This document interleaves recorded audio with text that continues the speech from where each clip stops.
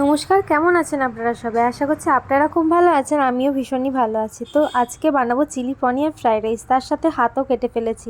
আর গাজর কাটতে গিয়ে হাতটা কেটে গেছিলো, তারপরে মা গাজরটা কেটে দিল। তারপরে আমি আবার রান্না বান্না গোছগাছ করে নিয়ে চলে আসলাম। আর এখানে কর্নফ্লাওয়ারের সাথে একটুখানি মিশিয়ে তারপরে পনিরটাকে মাখিয়ে নিয়ে ভেজে নিয়েছিলাম। তো তারপরে কড়াইতে দিয়ে দিলাম গাজর, ক্যাপসিকাম আর বিনসটা বাদ দিয়েছি, কারণ বিনসটা আমার খেতে পছন্দ হয় না, তাই দিইনি। তার সাথে দিয়ে দিচ্ছি কাজু বাদাম, কিশমিশ।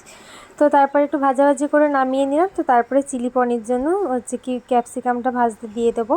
আর ক্যাপসিকামটা ভাজার পরে তারপরে পনির, তারপরে দিয়ে দেবো যেটা হচ্ছে আদা, একটুখানি কাজু বাদামের পেস্ট আর একটুখানি লঙ্কার পেস্ট দিয়ে দিয়েছিলাম। তার সাথে আবার সসও করেছিলাম, অনেক রকমের যেই সসগুলো দিতে হয় তোমরা জানো, সেই সসগুলো দিয়ে দিলাম। তো তারপরে পনিরগুলো দিয়ে একটু নাড়াচাড়া করে হয়ে গেল চিলি পনির। ব্লগটা কেমন লাগলো অবশ্যই কমেন্ট করে জানিও।